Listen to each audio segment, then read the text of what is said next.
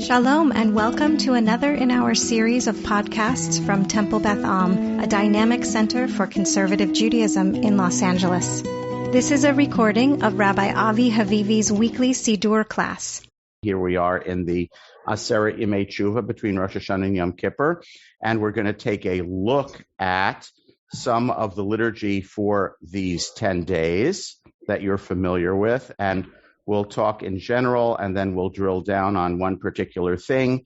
And I'm sorry for people who are going to only listen to this on the audio and not be with us live, because I'm going to do a bunch of screen sharing things, which you are, but I will try to narrate everything I'm doing on the screen sharing so that if you're listening at home at some future date, you can actually find this yourself on your own computer. Okay, so if I don't mention, remind me that I need to change chapter and verse. I need to say chapter and verse, which I'm going to do. Okay, so we're going to talk about the Amidah, and as you're no doubt familiar with, we have 6 changes in our Amidah during the Aseret Yemei Tshuva, 4 lines which we add, Zochreinu l'chaim and Uchtov l'chaim tovim at the beginning. And then, Zochreinu l'chaim and Mi kamocha av harachamim near the beginning of the Amidah. And then Uchtov l'chaim tovim and B'sefer chaim bracha v'shalom, which we add near the end of the Amidah. So there's 4 additions, insertions, you could call them. And then 2 changes, Ha'el HaKadosh, the blessing Ha'el HaKadosh is changed to HaMelech HaKadosh, and the blessing and Melech Ohev Tzedakah Mishpat is changed to HaMelech HaMishpat. Right? So everyone is familiar with those things, I assume, if you're a regular davener, and they're marked very clearly in the Siddur. So what is the origin of, and we're not going to be able to look at all of those equally. We simply don't have enough time to do that. Okay? So we're going to look at them in general. We're going to look at some sources, and then we'll drill down on one of them. Okay. So what is the source of these? I am now going to attempt to screen share. Ooh, I have some private things on screen share that I was told. You can't share this with anyone. Where are all the rest of my open tabs? Just hold on a second here, okay? What if I go to here? No, that's the secret one. Stay with me. All right, I'm getting there. Okay, can you see that from Brachot? Yes. Thank you. Okay, so many of you have heard me talk about Sefaria, which is an incredible resource, and I'm now going to, and some of you might have thought, oh my God, I could never do that. How would I find something in Sefaria? So I'm now going to show you how to do that. Okay, so you go to a website called Sefaria.org. Everyone see Browse Library? I hear you all talk. Someone's talking, but someone say yes if you can see a window that says Browse the Library. Yes. Thank you. Okay, so when you go to Sefaria.org, which is free, this is what you have. And Tanakh, Mishnah, Talmud, etc. So I happen to know what I'm looking for. But you should contribute to it. And you should contribute. Yes, it's quote unquote free, meaning it doesn't charge you a subscription, but it runs because it's funded. And if we contribute, then it will continue to be funded. Okay, thank you. So I'm looking for something in the Talmud. I know what I'm looking for. Okay, I know for one of my resources that the source I'm looking for is Tractate Brachot, page 12b. So I click on Talmud, and it has all the tractates of the Talmud. And then I notice, thank you, Larry, notice to the right it says make a donation. Everyone see that?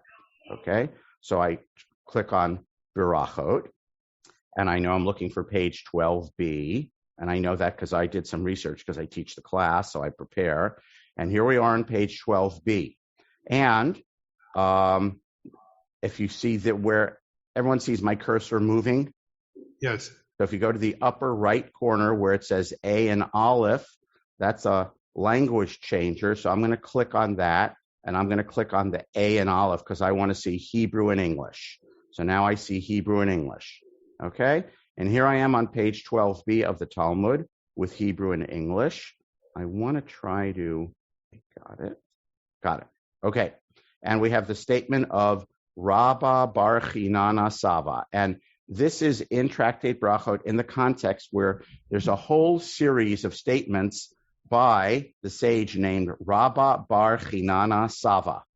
It's a whole series of ones, and they're miscellaneous about things that you change or add in your prayers or the way you're supposed to do your Amidah. And this is the one that pertains to high holidays. That's why we're looking at it. The Amar Rabba Bar Chinana Sava. It starts with a the because this is not the first in his series of statements, right? This is the one we're looking at. The Amar Rabba Bar Chinana Sava Mishmei de Rav. So he says it in the name of Rav, first generation Babylonian Amora, which means, 230, 240 of the Common Era.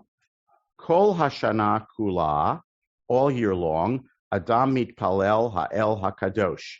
A person says Ha'el HaKadosh, meaning in the bracha at the end of the third blessing of the Amidah, we conclude Baruch Ata Hashem Ha'el HaKadosh. And Melech Ohev Tzedakah U'Mishpat. I can't remember what number bracha that is, somewhere in the, late single digits or early teens, right? The one on Mishpat, God of judgment. We conclude Baruch Ata Hashem Melech Ohev Tzedakah U'Mishpat. Chutz me'asara yamim shebein Rosh Hashanah v'Yom HaKippurim, except for the 10 days between Rosh Hashanah and Yom Kippur, which of course the 10 days is inclusive of Rosh Hashanah and Yom Kippur.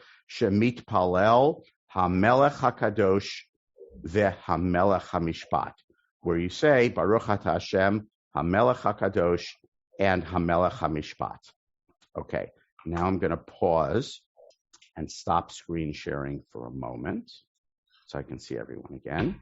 Okay, and you listening at home on audio without the video, you can do that and find out by going to sefaria.org, click on Talmud, click on Brachot, click on 12b, click on depending on what language popped up for you, you can click on the language icon in the top right. You can see it only in English, only in Hebrew, or in Hebrew and English. We're going to come back to Sefaria and do a lot more of this today.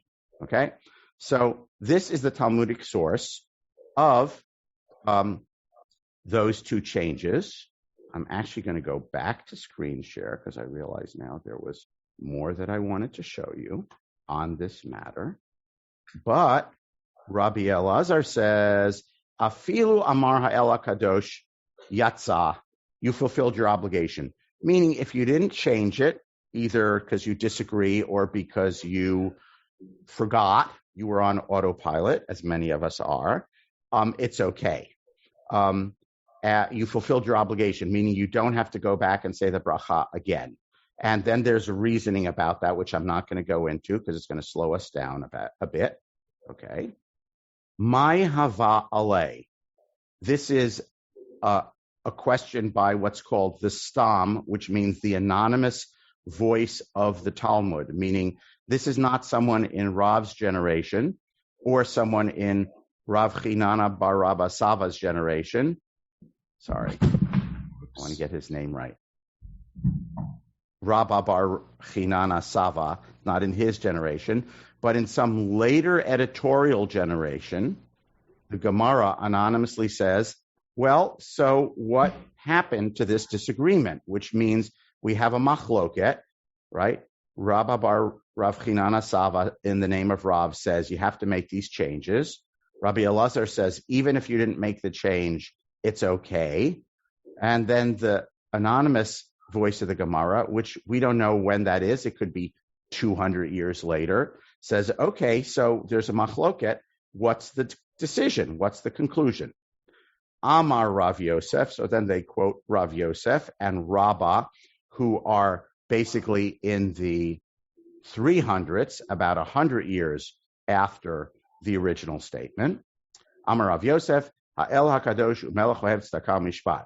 So Rav Yosef says, basically Rav Yosef holds, according to Rabbi Elazar, you don't change this closing formulae of those two brachot. Rabba Amar, HaMelech HaKadosh HaMelech HaMishpat. So 100 plus years later after Rav, and Rabbi Elazar. There were 2 Amoraim, sages in Babylonia, and they still disagreed, okay, as to what the ruling was.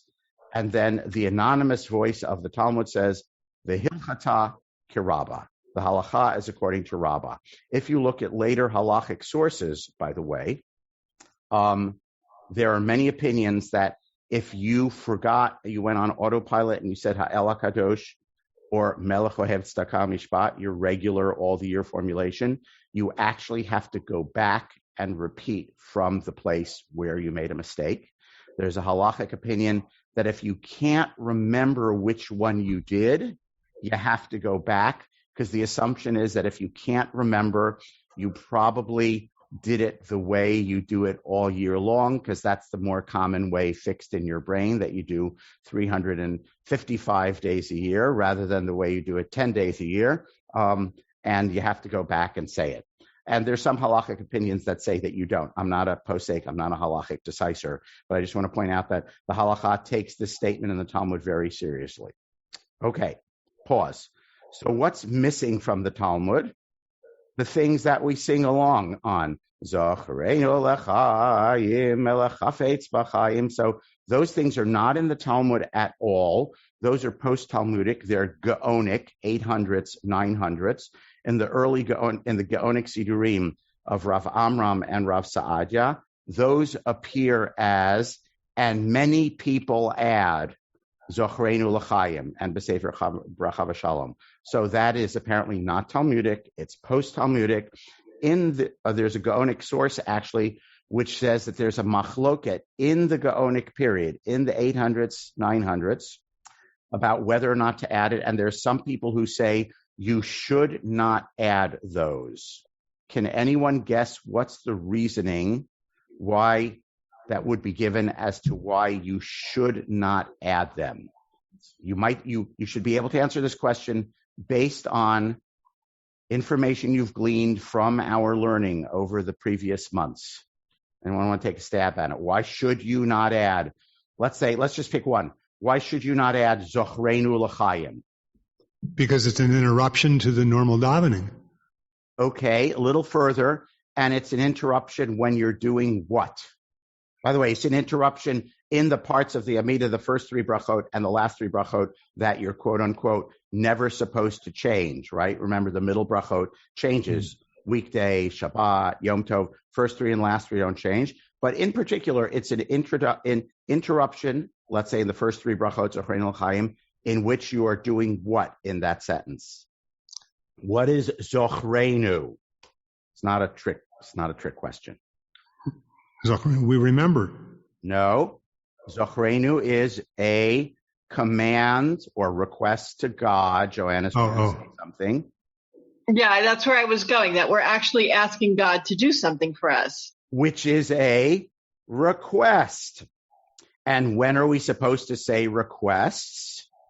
In the middle. In the middle 13 brachot. I'm going to put it in air quotes, don't say requests in the first 3 or the last 3. The first 3 are supposed to be shevach, praise, and the last 3 are supposed to be hoda'ah, gratitude. Asking for things, bakasha, is in the middle 13. Remember, that's the structure of the Amidah. First, we come before the monarch, the sovereign. First, we praise. Then we ask for our request. Then as we're backing away, we say, thank you, thank you, thank you, right? So there were Gaonim who said, no, this is an interruption, and it's asking for something it totally does not belong in. Don't do it. So we have Gaonic reports that some people add. We have one Gaonic source that says, and some people say you shouldn't do this. And obviously, because we're here today, and we've dove into different shuls, and we know that pretty much, as far as I know, everywhere around the world, we add those 4 insertions. So we see who won out in that Gaonic discussion. And by the way, the reasoning that was given for why we can add those requests, even though they are requests and theoretically shouldn't be in the section of the Amidah which is about praise, what do you think the answer is? It's also an answer that we mentioned once before when we said Ritzeh, for example. Ritzeh is a request. We say, Hashem, accept our prayers. And remember, we raised the objection, bracha number 17. Hey, how can we say God accept our prayers favorably? Isn't that a request? Anyone remember what the answer to that was? Why it's okay that it's a request? Has to do with grammar. Answer is because it's in the plural. It's a communal request. So the answer that we gave was, no. Communal requests are okay.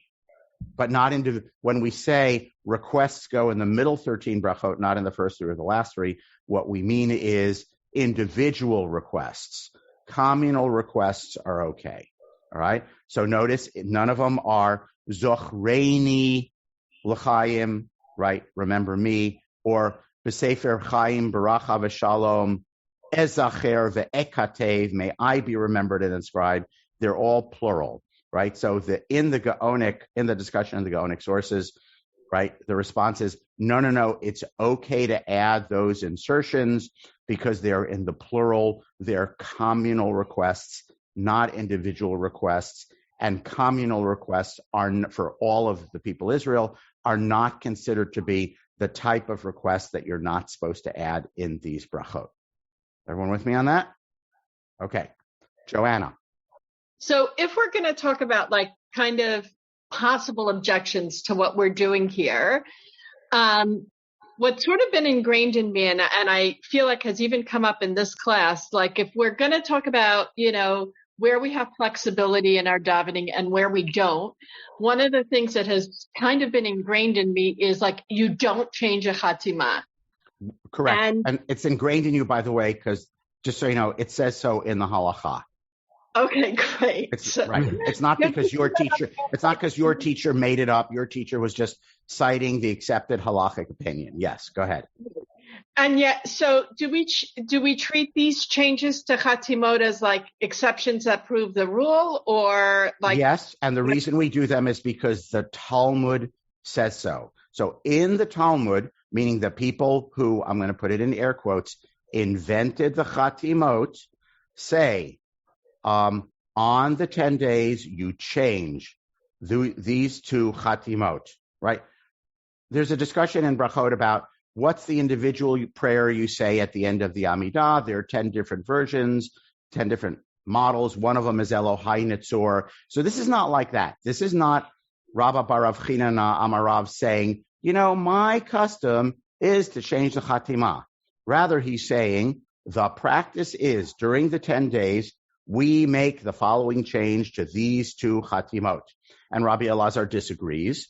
And then 100 years later, Rabbah and Rav Yosef have the same disagreement, other way around, Rav Yosef and Rabbah. And then the anonymous voice of the Talmud says, okay, man, so what's the answer? The answer is Hilchata Karabah, okay, who actually said it according to Rav, meaning that's the decision. So there is then in the halacha, I will say, concretized and stabilized, we change those 2 chatimot, which is an entirely, and the halacha says, but the individual is not free to change chatimot the way they want to. Does that address your question? By the way, with the first bracha and the egalitarianization and adding the imahot, okay, and Rabbi Joel Rembaum, our own Rabbi Joel Rembaum, Rabbi Emeritus of Temple Beth Am, is the one who wrote the official tshuva on behalf of the conservative movement, the Rabbinical Assembly, on adding the imahot based on experience that came out of our very own Temple Beth Am library minyan. And in that tshuva, and you probably know, in our, page, whatever, A and B, A, the traditional one, and B, with the imahot. Not only does it add the imahot in the middle of the first bracha, but it changes the chatima.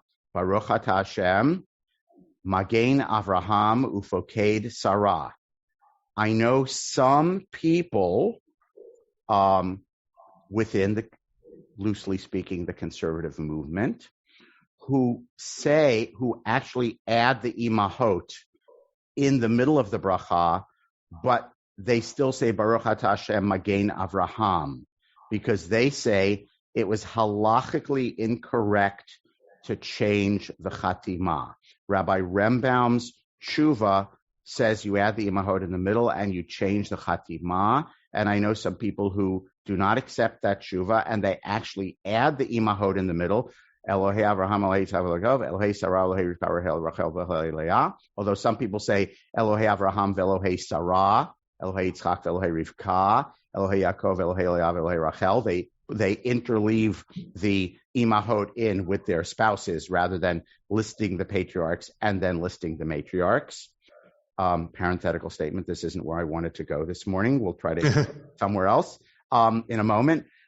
So there are people who add the imahot but still say Baruch Atah Hashem Magen Avraham, because they say changing the wording of the middle of a bracha does not have the same statutory power as changing a Chatimah. The halacha is very clear on you don't change a Chatimah. And again, if you look at all the various Siddurim, Sephardi, Mizrahi, Yemenite, Ashkenazi, Chabad, Ari, right? All these, we see that there are all kinds, let's say in the middle brachot, in the middle 13 brachot, there are all kinds of variations in the wording. I don't want to say all kind as if like infinite, it's not infinite, but there are quite a number of variations in the wording of the bodies of the middle 13 brachot. There is very little variation in the Chatimot, meaning the Chatimot, and Chatimah literally means signature, but it means closing, right? But it means Baruch Atah Hashem X. That's the last line of each bracha. That's what's called the Chatimah. It's the closing. There's very, very little variability in the closings, right? Everyone in the Jewish world, up until the conservative movement, says Baruch Atah Hashem Magen Avraham. Chabad, Nusach Ha'ari, Hasidim, North Africans, Yemenites, Sephardim from Spain, they all say Magen Avraham. Period. End of story. Right? So there's no in that bracha, there's no variability in the Chatimah until people started to want to add the imahot. As far as I know, there's no variability in the Chatimah. Right? So there are people who reject a part of that tshuva and say you don't change the Chatimah. Okay, thank you, Joanna, but I want to go somewhere else, okay? I want to go, we don't have a lot of time. We're going to drill down on Hamelech HaMishpat. Vered is not here, so we'll ask anyone who wants to step up into Vered's shoes. If you wanted to say, blessed are you, God, the Lord of judgment, how would you say that in Hebrew? Baruch Atah Hashem. You'd leave off the first hey, Melech HaMishpat. So what you'd say, Melech HaMishpat. King of judgment, or the king of judgment in normal Hebrew is you only say the once on the second word of the genitive construct. So it's Melech HaMishpat, the king of judgment. HaMelech HaMishpat seems on the surface of it to people who know Hebrew to be gibberish, bad Hebrew. Okay, it literally means the king, the judgment. Okay? Yet it goes back to Talmudic times, to Rav, first generation of Babylonian Amoraim, who surely knew his Hebrew pretty well. Okay? So the Talmud says we say HaMelech HaMishpat, okay? And to anyone who knows Hebrew grammar, this seems odd. Everyone with me? So you go, I'm screen sharing again, those who are playing at home. Okay, I'm going back to Sefaria Brachot 12b, little Sefaria tutorial. There's so much to know about how to use Sefaria. I know I don't know. I was going to say 1%. I probably don't know 1%. I probably know 7% of how to use Sefaria. Okay, it has so many complexities, as many computer programs do that are written by smart people. Okay, so I go back to the statement. I click on it to highlight. Everyone sees my screen share? Yes? Say someone yes if you see the top. Yes. I clicked on it to highlight it, and then all of a sudden this popped up to the right about this text. I can see commentaries, halacha, translations. I can see it cited on web pages. So I want to go to commentary because I want to look at Rashi. So list commentaries. I click on Rashi. I click commentary. I click on Rashi. Notice I have in the top right that Hebrew Aleph. I click on that. I can see it in Hebrew or in English. Unfortunately, they don't have it set up in Hebrew and English simultaneously the way the text is. I choose one or the other. I'm going to start with the Hebrew, okay? Rashi, HaMelech HaMishpat. Kimo Melech HaMishpat. So Rashi knows Hebrew as well as Joanna, and he says HaMelech HaMishpat. It means the same thing as Melech HaMishpat. Now he says, I can cite you several other places in ancient Hebrew where even though you would normally expect that there'd only be one hey on the second word, you can say ha something to mean the something of. Kimo nosei aron habrit. Okay. Now I'm going to go to the English.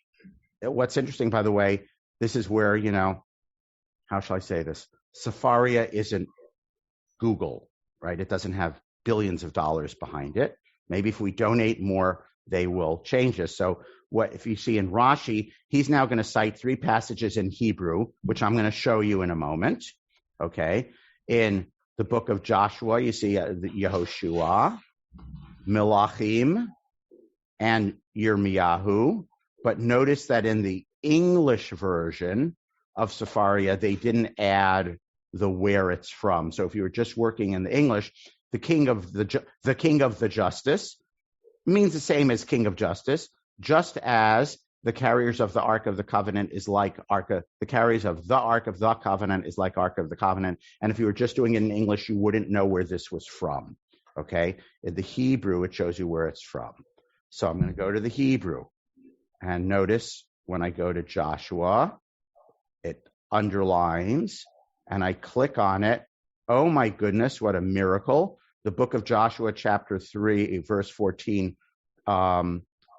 clicked up. Give me a moment. Verse 14. Okay. I'm going to give you Hebrew and English.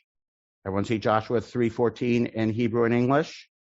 Yep, because I clicked on the Hebrew citation in the Hebrew. By the way, if I couldn't read the Hebrew and I didn't know that whatever, if all I could read was Yehoshua Gimel Yud Daled, and I didn't know that I could click on it, you could backtrack or open Sefaria again, go to Bible, Tanakh, and look it up in Joshua 3:14. So this is when the people are crossing the Jordan River, okay? When they traveled across the Jordan River, when they crossed the Jordan going land, V'hakohanim nosei ha'aron habrit. The priests who are the carriers of the Ark, the Covenant. Joanna, what would you expect it to be in normal Hebrew, your normal Hebrew expectation? How do we say the Ark of the Covenant in normal Hebrew? Unmute. Sorry, my unmute got stuck for a second. Yeah. So it would be nosei aron habrit. Plain old Hebrew, nosei aron habrit. 999 times, other times in the Tanakh, it would just say aron habrit. By the way, it's all over, it's all over the book of Leviticus, Vayikra, right? And Shemot, Exodus, aron habrit, the Ark of the Covenant, right? We don't say ha'aron habrit, excuse me, in normal Hebrew. So here's example 1 of where it's a genitive, which means possessive, and you have both hays. All right, I'm closing Joshua 3:14. I'm going to go to the second example in 2 Kings, if you're playing at home. 2 Kings, second book of Kings, chapter 16, verse 17. I clicked on it in the Rashi. It popped up for me, so I don't have to go look it up. King Ahaz, who took apart some things of the temple and reused the metal, right? He took off, King Ahaz cut off at Hamiskarot Hamechonot, which is the laver stands. The laver is the big basin with water for the Kohanim to wash their hands and feet when they came to do temple service. In normal Hebrew, you would say Miskarot Hamechonot, the stands of the lavers. but the Hebrew has, notice, I'm pointing it out to you here, Hamiskarot Hamechonot. So that's example number 2 in Rashi. Example number 3, Jeremiah chapter 31, Pasuk 40, which is a vision of destruction. V'chol ha'emek ha'pigarim, which means the valley of corpses. Normal Hebrew, normal biblical Hebrew, and modern Hebrew for that matter, you would say emek ha'pigarim, the valley of corpses. But this says ha'emek ha'pigarim. Okay? So, to backtrack, the Talmud, just to look at what we just did with Sefaria, the Talmud says that Rabba bar Chinana Sava says in the name of Rav, we make these 2 changes in the Chatimot. One of them is Hamelech HaMishpat. Rashi, our prime explicator and teacher and wonderful handholder teacher for Tanakh and Talmud, always start with Rashi. Rashi anticipates our discomfort that we're going to say, well, that's not how you normally would say it in Hebrew. And so so we clicked on the passage in Brachot, and the Rashi popped up in Sefaria.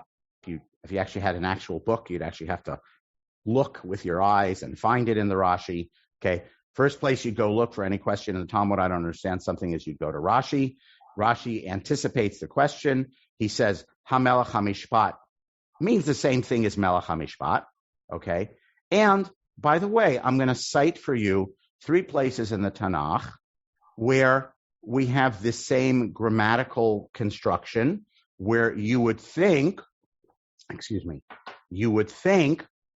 that it should be Emek HaPigarim, the valley of corpses, but it actually says Ha-Emek HaPigarim, right? Now, I'm not saying, go to a technical grammar of biblical Hebrew to see why those times it says Ha'emek HaPigarim. At this point, I'm going to close Rashi, X. At this point, if we were regular students of Gemara, we would say, oh, okay, that's why, because although normally we would expect Melech HaMishpat, there is an alternative formulation in biblical Hebrew where you can say HaMelech HaMishpat. Now, I do want to add, midrashically, there are other explanations, right, of HaMelech HaMishpat. The king, the justice, given that there is no copulative verb, meaning there is no way to say is in Hebrew. So one way of understanding HaMelech HaMishpat means the king is the justice. Right? So if we were giving the drash version about why it's HaMelech HaMishpat, what we might say is because this is making a statement. By the way, there are various commentators on the Siddur who give this answer, not Rashi's answer, right? Not a grammatical answer. They say, but why? They'd accept Rashi, but they'd still say, but why this formulation? Why not the simpler formulation? Because this is making a statement, not that God is the God of justice, but God's self is justice. You'd have to make then you'd make a philosophical drash that is beyond my capabilities to make about what that means. God is justice. The essence of divinity is justice. I imagine some male rabbi of the 1950s or 1960s at a lectern, that's at a level 10 feet above me, thunderously saying, the essence of divinity is justice. And that would be the whole topic of the sermon. So there would be something sermonic about that as an alternative to the plain old grammatical explanation of, Rashi's explanation is, we'd expect it to be HaMelech HaMishpat, but once in a while you have a formulation like HaMelech HaMishpat, and that's okay too. And I proved it to you by showing you 3 examples in the Bible. That's what Rashi is saying. Rashi is not going to go off into the philosophical discourse on the essence of God is justice. That's not Rashi's thing in general. But there are commentators on the Siddur who say that's why we say HaMelech HaMishpat. Not just God does justice, but the essence of God is justice. And these are the two big themes of Aseret Yemei Teshuvah, the 10 days of penitence, right? God's, or at least Rosh Hashanah, God's sovereignty and God's judgment, right? Mishpat can be translated judgment or justice. And of course, they have different connotations in English. But in Hebrew, mishpat means both of those things, all right? God's sovereignty, God's judgment or justice.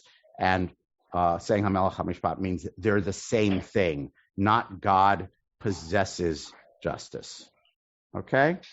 So we looked at the additions. The two Chatimot changes, HaMelech HaKadosh and HaMelech HaMishpat, come from Talmudic times, although we see even during Talmudic times there was disagreement about them. The four other insertions come a couple hundred years later from Gaonic times. We looked at the grammar of the very peculiar formulation of HaMelech HaMishpat, and we learned how to use Sefaria to find something in the Talmud and in Rashi and in the citation in Rashi, and everyone is, in terms of figuring out how to do that in Sefaria, as I sometimes ask my computer tutor, like, how do I insert this table in Word and make it look different? My computer tutor now says to me, I don't know, by heart, just click around until you figure it out, right? And make sure you know which is the undo button, all right? If you clicked around incorrectly. So, I've taken, Sefaria offers some classes online that are free, 1-hour sessions. I recommend you start with Sefaria 101, which is a tour of how to use it. So I've taken 2 or 3 of their sessions, and that's one way to do it. And the other way to do it is just click around and see what happens. So learning by doing, and make sure you know where the undo button is. If you're creative. Avi, can I ask you one quick question? Yes, and then we'll wrap up. Larry gets a quick question, then we'll wrap up. I think there's a 7th change, which you maybe will tell me is included in a 6th change. Oh, say Hashalom. Yeah, and that's included in the 6th change. And by the way, that's different. That's true universally. And in Ma'ariv, there's a difference between Chutz La'aretz and Eretz Yisrael. The rest of the year, one of them says Hamvarechet Amo Yisrael B'Shalom, the other says Oseh HaShalom. So yeah, you're correct, and we're not going to delve into that today. My usual answer to that is you should say what it says in the Siddur in front of you that you are using, right? Follow the instructions in the Siddur.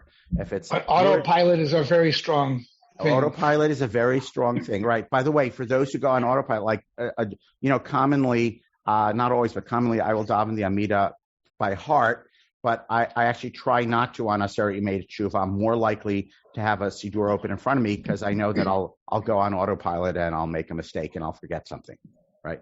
Okay, Gemar Chatima Tova to all. Gemar Chatima Tova. Next Tuesday morning, we'll all be in shul somewhere, hopefully, or on Zoom or something for Sukkot, and then the following Tuesday morning for Shmini Atzeret. And so I will see you all 3 weeks, God willing, 3 weeks from now, the Tuesday after Shmini Atzeret. And I really do want to say to those who were not in class today live to see the video, but are listening to it, I really talked you through it, and I want everyone you can't do this, obviously, if you're listening while you go on an exercise walk. But if you're listening when you're sitting in front of your computer, you really could click on all the things that I showed you, and it could be almost as good as being here live. And I want everyone to learn how to use Jewish texts online, although I think they will never replace printed Jewish texts. But hey, when they invented the Codex, I'm sure they said, it'll never replace scrolls. So, who knows what's going to replace what. All right, Gemar Chatima Tova to all. You have been listening to another in our series of podcasts from Temple Beth Am, a dynamic center for conservative Judaism in Los Angeles. If you enjoy these podcasts, we invite you to write a review on the Apple Podcast site or wherever you get your podcasts. For more information about Temple Beth Am Los Angeles, go to tbala.org.